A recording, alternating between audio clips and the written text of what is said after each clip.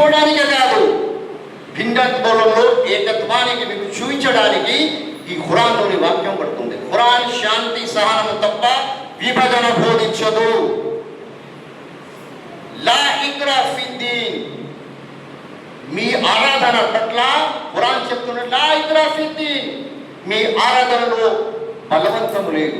మీకు ఇష్టం వచ్చిన మతాన్ని ఆదరించండి, మీ ఇష్టం వచ్చిన దైవాన్ని పూజించండి, కానీ పరులకు మాత్రం దైవాలను ఎత్తి పొడవకండి, వాళ్ళ పట్ల దుష్ప్రచారం చేయకండి, ఆ దైవాల పట్ల దుర్మార్గంగా వివరించకండి అని ఖురాన్ చెప్తుంది.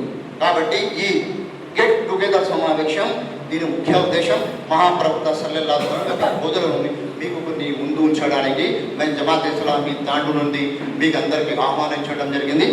జమాత్ ఇస్లామీ తాండూరు ఆయన చెత్త వేసుకోరు, ఆయన ఇక్కడ నుంచి పోతుంటే పైన చెత్త వేసుకోరు, బెంచ్ మీద ఇంకా ఆడించుకొని వెళ్ళిపోతుండ్రు. ఒక దినం ఏమైందంటే ఇట్లా ఒక నెల అయిపోయింది. నెల అయిన తర్వాత ఒక దినం అది చెత్త పడకుంటే వాళ్ళ తోడున్న వాళ్ళందరికీ అడిగిండు, ఏంటి ఈరోజు నా మీద చెత్త వేయలేదు, ఏం సంగతి అంటే ఏం లేదు, ఆమె చెత్త వేసిన ఆమె హెల్త్ బాగాలేదు. అరే అట్లా మళ్ళీ నాకు చెప్పలేదు అంటే మళ్ళీ రిటర్న్ వెళ్ళి ఆమె ఫస్ట్ ఫ్లోర్లో ఉంటుంది, వెళ్ళి ఆమెతో మాట్లాడి ఉన్నదని నేను ఇట్లా హెల్త్ బాగలేదని మీరు ఇప్పుడు వచ్చాడంటే మీరు నిజంగా ఏదో సంథింగ్ చాలా గ్రేట్ పర్సన్ ఉన్నారు మీరు, ఇప్పుడు నేను మిమ్మల్ని నమ్ముతా అని చెప్పి అప్పుడే ఆమె ఇస్లాం తెలుస్తుంది. ఇంకోసారి అట్లే ఆయన వెళ్తూ ఉంటాడు. ఒక ముస్లామే ఒక ఏమంటారు బట్టలన్నీ కట్టుకొని ఒక మూట పెట్టుకొని బయట వెళ్దామని రెడీ అవుతుంది. ఎవరు దానికి నెత్తి మీద పెట్టుకుని పోయేటది చాలా ముస్లాం ఉంటుంది. ఎట్లా తీసుకెళ్లాలని బాధపడుతూ ఉంటుంది. అప్పుడే ముహమ్మద్ సల్లల్లాహు అలైహి వసల్లం అక్కడ నుంచి వెళ్తూ ఉంటారు. ఏమమ్మా నువ్వు ఇక్కడ నిలబడిన ఏం సంగతి అంటే లేదు, నాకు ఊరు బయట వెళ్తున్నా, ఇక్కడ ఊళ్ళో ఎవరో ముహమ్మద్ సల్లల్లాహు అలైహి వసల్లం వచ్చిందట, ఆయన చాలా పరిశ్రమ చేస్తున్నాడు, దేవుడు ఒక్కడే అంటున్నాడు, అట్లా ఇట్లా అని అన్ని మాటలు చెప్తుంది. సరే పర్వాలేదని చెప్పి ఆయన నెత్తి మీద పెట్టుకొని తీసుకెళ్తాడు. ఊరు బయట ఎక్కడ ఆమెకు ఎక్కడ వెళ్ళాలి అక్కడ వెళ్ళిన తర్వాత అక్కడ మూట పెట్టేసి సార్ అమ్మ ఇక్కడే అంటే అవును మా బాబు ఇక్కడే అంటారు. అంటే మీరు ఎవరండి, మీరు ఇంత నాకు సాయం చేసిండ్రు అంటే ఆయన అప్పుడు చెప్తాడు విక్రమ్ సార్, ఇందాక మీరు తింటున్నారు కోపం చేస్తున్నారు కదా, ఆ మనిషి నేనే ఉన్నాను ఆయన, మరి మీ గురించి నాకు ఇంత చెప్పిండ్రు, మీరు ఇలాంటి మనిషి ఉంటే నాకు అసలు నమ్మడానికి వస్తలేదంటే లేదమ్మా మీరు ఇంత అప్పుడు నుంచి మీరు చెప్పుకుంటా వస్తున్నారు నా గురించి చెడ్డగా, అది నేనే ఉన్నాను అంటే ఆ క్యారెక్టర్ నబీ కరీం సల్లల్లాహు అలైహి వసల్లం ముహమ్మద్ సల్లల్లాహు అలైహి వసల్లం క్యారెక్టర్ ఉండేది.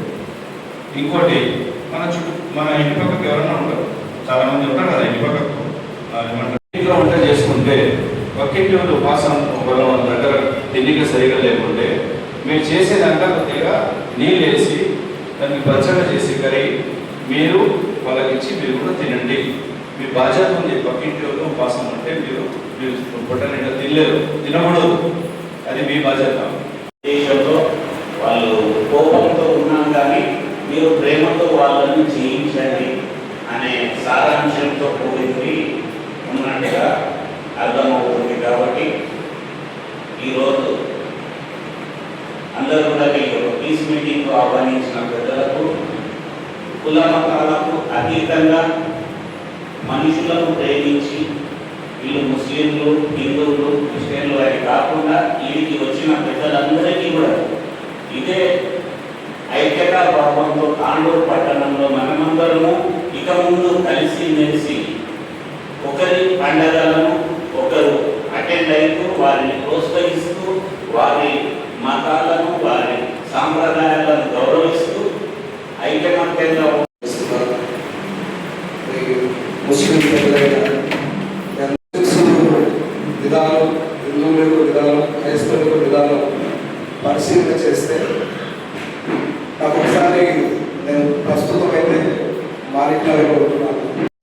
దగ్గర చూడబడి సార్ నేను మీకు సహాయం చేస్తాను అంటే తప్పకుండా చేయండి అంటే నువ్వు ఇక్కడే ఉన్నాయని చెప్పి తానే పెట్రోల్ బంక్కి వెళ్ళి పెట్రోల్ తీసుకొని నాకు తీసుకుని వెళ్ళాను సార్, మళ్ళీ తీసుకుని బాబు అంటే వద్దు. ఆ తర్వాత అతనితో నేను షేర్ చేసుకోవాల్సి వచ్చింది, ఎవరంటే నేను పాస్ అని ఇలా షేర్ చేసుకున్నాను. సార్ మీరు పేష్మాను పిలుస్తారు, మీరు పాస్టర్ అని పిలుస్తారు. అయితే మీకు సహాయం చేసే అవకాశం మాకు దేవుడు ఇచ్చాడు, అలా ఇచ్చాడు. చాలాసార్లు మాకు నా జన్మ ధన్యమైంది అని నాకు చెప్పి వెళ్ళిపోయారు. అంటే ముస్లిమ్స్లో కూడా ప్రేమించే వాళ్ళు ఉన్నారు అనే విషయాన్ని నాకు ఆ రోజు అర్థమైంది. ముసఫ్ పటేల్ గారు మధ్యలో ఉన్నారు, కానీ ఆయన వేషం చూస్తే భయం పుట్టించేదిగా ఉంటుంది. చాలా అవసరం. సమాధానం కోల్పోయినప్పుడు మరి అనాలోచనలు నిర్ణయం తీసుకొని మన జీవితాలను పాటు చేసుకుంటాం. ఈరోజు ఈ మీటింగ్కి మరి పీస్ మీటింగ్ ఆలోచనలు అందరికీ ఉన్నారు. ఏదైనా రాష్ట్రాలు స్థానంలో సోదరుడి చేస్తున్నారు. ఈ విధంగా కూడా చాలా సంతోషంగా ఉంది, నాకు చాలా ఆనందంగా ఉంది. మరి క్రిస్టల్ మీటింగ్స్ ఏం పెట్టుకున్నారని నాకు ముందుగా నవప్రవక్త పుట్టినరోజు సందర్భంగా ఇక్కడ కూడడం జరిగింది. ఆ రోజుల్లో మరి ముహమ్మద్ ప్రవక్త గారు ఈ లోకంలో ఉన్నప్పుడు అక్కడ ఉన్న సంస్కృతులని చాలా రకరకాల సంస్కృతులు, మనుషులు ప్రేమించేవాళ్ళు కాదు. మతాల మధ్య గొడవలు, కులాల మధ్య గొడవలు, ప్రాంతాల మధ్య గొడవలు ఇవన్నీ ఉన్నప్పుడు ఆయన అవన్నీ చూసి చలించిపోయి వీటన్నిటికీ అందరూ కలిసి ఒకే విధంగా ఉండలేమా?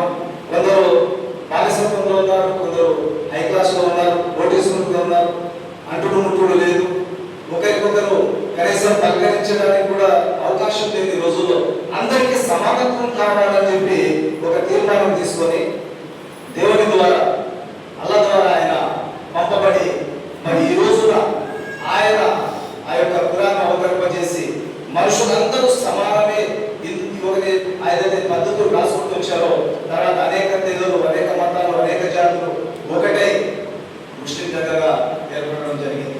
తర్వాత సమానత్వం అనేది ముందుకు వచ్చింది.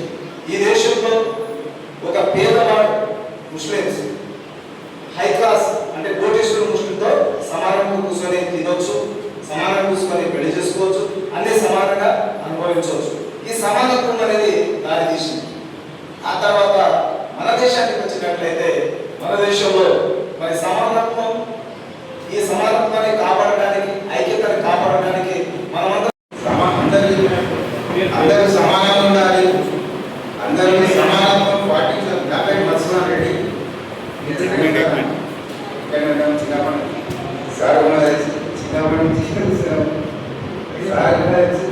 అని అందరూ చెప్తున్నాం.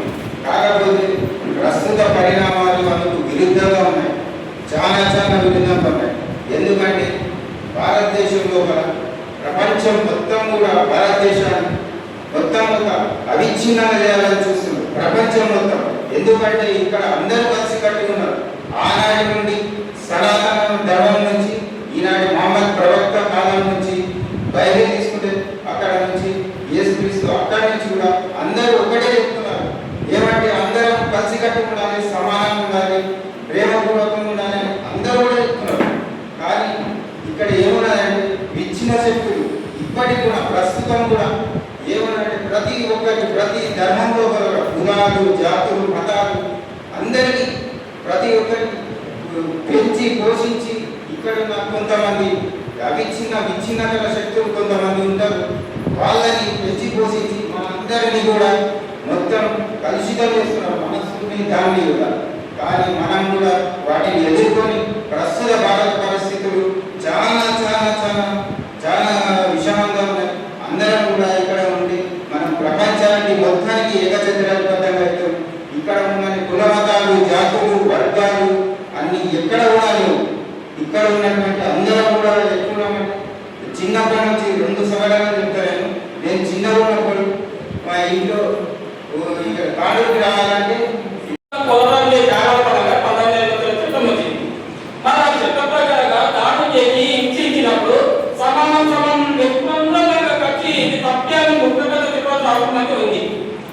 కాబట్టి అందుకని ఈరోజు మేము దళిత వ్యక్తుల పైన దాడులు జరగదు అని చెప్పి దాని మీద ఒక కార్యక్రమం తీసుకుంటాం.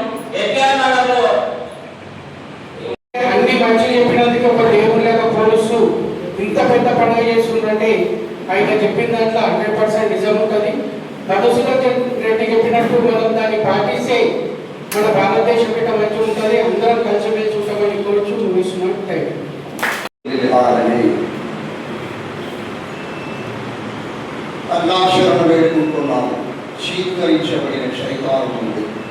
అనంత కరుణామయుడు అపార కృపాశీలుడైన అల్లాహ్ పేరుతో ప్రారంభిస్తున్నాం. మేము నీకు సకల లోకాలకు కారణంగా పంపాము. ఖురాన్ చెప్తుంది, మొహమ్మద్ ప్రవక్త సల్లల్లాహు అలైహి వసల్లం కేవలం ఒక ప్రాంతానికి, ఒక ఖండానికి, ఒక దేశానికి రాలేదు. ఈ భూమండలానికి మొత్తం సందేశకుడుగా పంపాము అని ఖురాన్ చెప్తుంది. ఈ వాక్యం మీద నేను చదివాను, అది ఖురాన్ వాక్యం. రహమత్ అంటే కారుణ్యంగా పంపాం. ఆలం అంటే ప్రపంచానికి, లోకాలకి కారుణ్యంగా మీకు పంపాం ఉంటుంది ఖురాన్. మహాప్రవక్త ముహమ్మద్ సల్లల్లాహు అలైహి వసల్లం అరేబియాలోని మక్కాలో జన్మించారు. తండ్రి పేరు అబ్దుల్లా, తల్లి పేరు ఆమీనా. ఈ సంతానమే మొహమ్మద్ బిన్ అబ్దుల్లా. అని మొహమ్మద్ సల్లల్లాహు అలైహి వసల్లం అంటాం. సల్లల్లాహు అలైహి వసల్లం అంటే శాంతి కారుణ్యం కురియుగాక. సల్లల్లాహు అలైహి వసల్లం మహాప్రవక్తపై శాంతి కారుణ్యం కురియుగాక అని మేము బోధిస్తాం. ఎవరైతే విశ్వాసులు ఉంటారో, ముస్లింలు అంటారు, అలా చెప్తారు. దానిని మించి దాని అర్థం లేదు.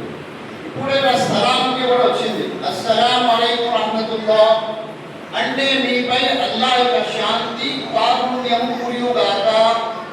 శాంతి కారుణ్యం, దైవ కారుణ్యం కురియుగాక అని అన్నాం.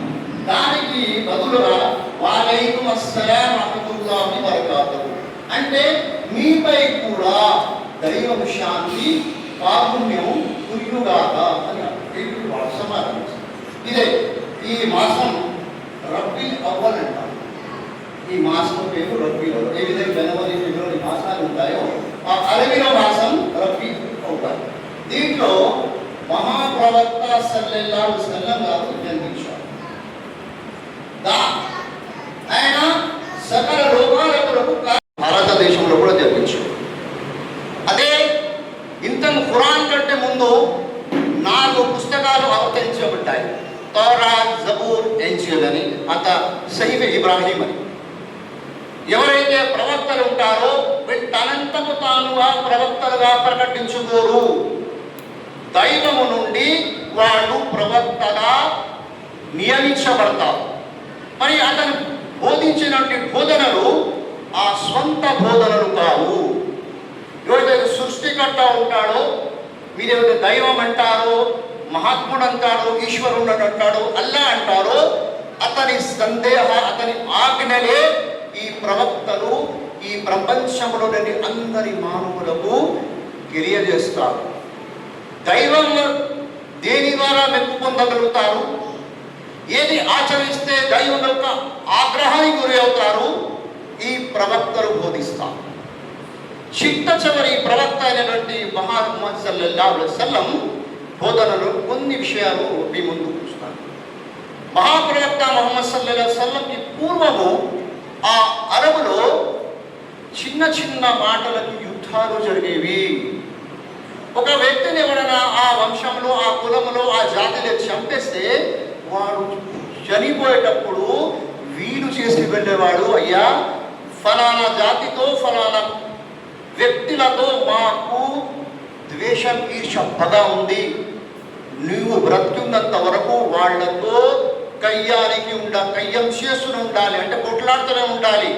మరి నీవు మరణించిన తర్వాత కూడా నీ పిల్లలకు, నీ సంతానానికి, వంశానికి నువ్వు అదే బోధించాలి. ఫలానా వ్యక్తి మాకు శత్రువు, స్నేహితుడు కాడు, అది నిరంతరం సాగాలి. ఈ దుర్మార్గమైనటువంటి అసమానత వ్యవస్థ అక్కడ ఉంది. అప్పుడు మహాప్రవక్త ముహమ్మద్ సల్లల్లాహు అలైహి వసల్లం వచ్చి ఈ ప్రపంచానికి తెలియజేశారు, మీలో ఉత్తముడు ఎవడు అంటే ఎవరైతే దైవం పట్ల భయభక్తి కలిగి ఉంటాడో మీరు వారే ఉత్తముడు. ఇస్లాంలో జాతి వ్యవస్థ, కుల వ్యవస్థ లేదు. ఇస్లాంలో 2 జాతులు, ఒకటి మహిళ, రెండవది పురుషుడు, మూడవది నపుంసకలింగం. తప్ప ఇస్లాంలో జాతి లేదు. అందుకే ముస్లింలు ఎవరికైనా వివాహం చేసుకుంటారు. సయ్యద్, షేక్, మొగల్, పఠాన్ అవి వృత్తులు, జాతులు కావు. ఖురైష్ అంటాం కదా, కటికే వాళ్ళు ఖస్సాబ్ అంటారు, అది కుల వృత్తి. జాతి కాదు అది. ఎవరైనా నాలో ఎవరికైనా వివాహం చేసుకో. ఇదంతా ఇస్లాంలో కుల వ్యవస్థ లేదు. మూడే స్త్రీ పురుష నపుంసకలింగం, ఆ తర్వాత 4వది లేదు. ఈ వ్యవస్థ మొహమ్మద్ సల్లల్లాహు అలైహి వసల్లం బోధించారు.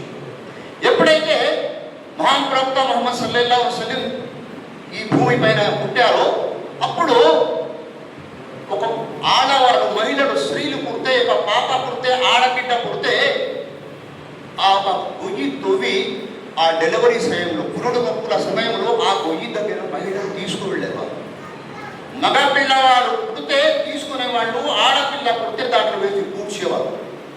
ఈ వ్యవస్థ అక్కడ అరబులో ఒక జాతిలో ఉండేది. ఈ వ్యవస్థను రూపుమాపారు. మహాప్రవక్త ముహమ్మద్ సల్లల్లాహు అలైహి వసల్లం చెప్పారంటే, ఎవరైతే ఒక అమ్మాయిని పెంచి విద్యాబుద్ధులు నేర్పి ఆమెకు వివాహం చేస్తే నాతో పాటు ఇలా స్వర్గంలో ఉంటారు అని 2 చేతులు చూపారు. అక్కడ సహచరుడు, అయ్యా ఒకవేళ మాకు పిల్లలు లేకుంటే, అంటే ఎవరైనా పిల్లలను తీసుకొని పెంచి పెద్ద చేసి విద్యాబుద్ధులు నేర్పి వివాహం చేస్తే మీరు కూడా అన్నారు. ఆ విధంగా అక్కడ ఉన్నటువంటి మహిళల పట్ల అక్కడి ఆ భ్రూణ హత్య ఏది ఉందో, ఆ అమ్మాయిల హత్య ఏదో దానివల్ల ఆగిపోయింది. సహచరులు పోటీలు పడి ఆ మహిళల ఆడబిడ్డలను పోషించి వాళ్ళకు వివాహం చేయడం మొదలుపెట్టారు. ఈ విధంగా మహిళల పట్ల మొహమ్మద్ సల్లల్లాహు అలైహి వసల్లం సమానత్వాన్ని చాటారు. అదేవిధంగా అప్పుడు వితంతులకు వివాహ హక్కు లేదు. ఆమె భర్త చనిపోతే శాశ్వతంగా ఆమె పెళ్లి చేసుకోకుండా ఉండేది. కానీ మహాప్రవక్త ముహమ్మద్ సల్లల్లాహు అలైహి వసల్లం భర్త చనిపోయినటువంటి ఖదీజా కుబ్రా గారిని వివాహం చేసుకుంది. మొట్టమొదటి వివాహం. 23 సంవత్సరాల యువకుడు 44 సంవత్సరాల ఖదీజా కుబ్రాని వివాహం చేసుకున్నాం. ఈ విధంగా వితంతు వివాహాన్ని కూడా రూపుమాపి మహిళల పట్ల పునర్వివాహానికి అవకాశాన్ని కల్పించినటువంటి వారు మహాప్రవక్త ముహమ్మద్ సల్లల్లాహు అలైహి వసల్లం. ఇక పేదల మీరైతే చెప్పారు కదా ఆకలి బాధల గురించి. నీకు పుట్ట నిండా తిని, నువ్వు కడుపు నిండా తిని ఉపవాసంతో ఉంటే నీవు విశ్వాసివి కాజాలు. నీ విశ్వాసివి కాజాలను నీవు పుట్ట నిండా తిని పక్కింటి వాడు ఉపవాసంతో ఉంటే నీ విశ్వాసివి కాజాలను ఈ మహాప్రవక్త ముహమ్మద్ సల్లల్లాహు అలైహి వసల్లం బోధించారు సమాజం. అదేవిధంగా ఎవరైతే మా ఇంట్లో వంటలు చేస్తారో దాని నుండి పుట్టినటువంటి సువాసన మీ చుట్టుపక్కలకు వెళ్తుంది. కాబట్టి మీరు చేసే వంటలో కొద్దిగా నీళ్లు కలిపి ఆ కొంత భాగాన్ని వాళ్ళకు పంపండి. మహాప్రవక్త ముహమ్మద్ సల్లల్లాహు అలైహి వసల్లం బోధించారంటే, అయ్యా మీరు ఖరీదైనటువంటి పండ్లు తీసుకొచ్చి మీ ఇంట్లో తింటుంటారు. ఒకవేళ నీ చుట్టుపక్కల ఉన్నవారు పేదవారు ఉంటే మీరు పాడేసినటువంటి తొక్కలను చూసి వాళ్ళ పిల్లలకు బాధ వేస్తుంది, వాళ్లకు సతాయించే ప్రాబ్లం ఉంది. కాబట్టి దయచేసి వేసి దాచి పాడేయండి వాళ్ళ కళ్ళు కడకు. ఒకవేళ ఉంటే మీ దగ్గర సామర్థ్యం ఉంటే వాళ్ళ కూడా పంపండి. అందుకే ఏం చేస్తా, చుట్టుపక్కల ఒకప్పుడు మేము చూసేవాళ్ళం. ఇప్పుడు అంతా అపార్ట్మెంట్ కల్చర్, ఆ కల్చర్ వచ్చింది కాబట్టి తగ్గిపోయాం. గతంలో చిన్న చిన్న వస్తువులు తీసుకొచ్చి ఈ ఇంట్లో ఒక చుట్టుపక్కల వాళ్ళకి మంచివాళ్ళం. అయ్యా వాళ్ళకి ఇచ్చిరా ఇది మేము గుట్ట చేసినామని. ఈరోజు కొద్దిగా తగ్గిపోయింది. అది దానివల్ల మన ఉన్నటువంటి సమాజంలో సమానత్వం ఏర్పడుతుంది, ఈక్వాలిటీ ఏర్పడుతుంది, సమానత్వం ఏర్పడుతుంది. ఆ ఉద్దేశంతోనే అక్కడ ఎవరు చూసేవాడు కాదు. అందరూ హిందూ ముస్లిం ఎవరైనా పక్క ఉంటే ఒకవేళ మాంసాహారి ఉంటే మాంసం వండినట్లయితే పంపేవాడు. శాకాహారి ఉంటే శాకాహారం, అవి సేమియా అవి ఉంటా కదా శాకాహారం, అవి పంపేవారు. వాళ్ళు పిలిచి మా దగ్గర ఇంట్లో పెట్టేవాళ్ళం కూడా. ఈరోజు పరిస్థితి ఉంది. దీనివల్ల సమాజంలో సోదరభావము, సమానత్వము, ప్రేమ అని పుట్టి మనటువంటి ఈశా ద్వేషాంత మొత్తం రూపుమాపి సౌమ్యమైనటువంటి, సుకుమారమైనటువంటి, శాంతి ఉన్నటువంటి సమాజం నుండి మన దగ్గర ఉపయోగిస్తుంది. ఆ శాంతి సమాన లక్ష్యమే ఈరోజు మన గుమిగూడినటువంటి గెట్ టుగెదర్, కలిసి గుమిగూడడం అంటే అన్ని ఇక్కడ తెలిసింది సామాన్య ప్రజలు కాదు. ఇక్కడ ఉన్నటువంటి కొన్ని సంస్థల ప్రతినిధులను పిలిచాము. కొన్ని అన్ని సంస్థలు ఉన్నటువంటి ప్రతినిధులడానికి విడిపోవడానికే కాదు, భిన్నత్వంలో ఏకత్వానికి మీకు చూపించడానికి ఈ ఖురాన్లోని వాక్యం పడుతుంది. ఖురాన్ శాంతి సహనము తప్ప విభజన బోధించదు. లా ఇక్రా ఫిద్దీన్, మీ ఆరాధన పట్ల ఖురాన్ చెప్తున్న లా ఇక్రా ఫిద్దీన్, మీ ఆరాధనలో బలవంతం లేదు. మీకు ఇష్టం వచ్చిన మతాన్ని ఆదరించండి, మీ ఇష్టం వచ్చిన దైవాన్ని పూజించండి, కానీ పరులకు మాత్రం దైవాలను ఎత్తి పొడవకండి, వాళ్ళ పట్ల దుష్ప్రచారం చేయకండి, ఆ దైవాల పట్ల దుర్మార్గంగా వివరించకండి అని ఖురాన్ చెప్తుంది. కాబట్టి ఈ గెట్ టుగెదర్ సమావేశం దీని ముఖ్య ఉద్దేశం మహాప్రవక్త సల్లల్లాహు అలైహి వసల్లం బోధనలను మీకు కొన్ని ముందు ఉంచడానికి మేము జమాత్ ఇస్లామీ తాండూరు నుండి మీకు అందరికీ ఆహ్వానించడం జరిగింది. జమాత్ ఇస్లామీ తాండూరు ఆడడానికి విడిపోవడానికే కాదు, భిన్నత్వంలో ఏకత్వానికి మీకు చూపించడానికి ఈ ఖురాన్లోని వాక్యం పడుతుంది. ఖురాన్ శాంతి సహనం తప్ప విభజన బోధించదు. లా ఇక్రా ఫిద్దీన్, మీ ఆరాధన పట్ల ఖురాన్ చెప్తున్న లా ఇక్రా ఫిద్దీన్, మీ ఆరాధనలో బలవంతం లేదు. మీకు ఇష్టం వచ్చిన మతాన్ని ఆదరించండి, మీ ఇష్టం వచ్చిన దైవాన్ని పూజించండి, కానీ పరులకు మాత్రం దైవాలను ఎత్తి పొడవకండి, వాళ్ళ పట్ల దుష్ప్రచారం చేయకండి, ఆ దైవాల పట్ల దుర్మార్గంగా వివరించకండి అని ఖురాన్ చెప్తుంది. కాబట్టి ఈ గెట్ టుగెదర్ సమావేశం దీని ముఖ్య ఉద్దేశం మహాప్రవక్త సల్లల్లాహు అలైహి వసల్లం బోధనలను మీకు కొన్ని ముందు ఉంచడానికి మేము జమాత్ ఇస్లామీ తాండూరు నుండి మీకు అందరికీ ఆహ్వానించడం జరిగింది. జమాత్ ఇస్లామీ తాండూరు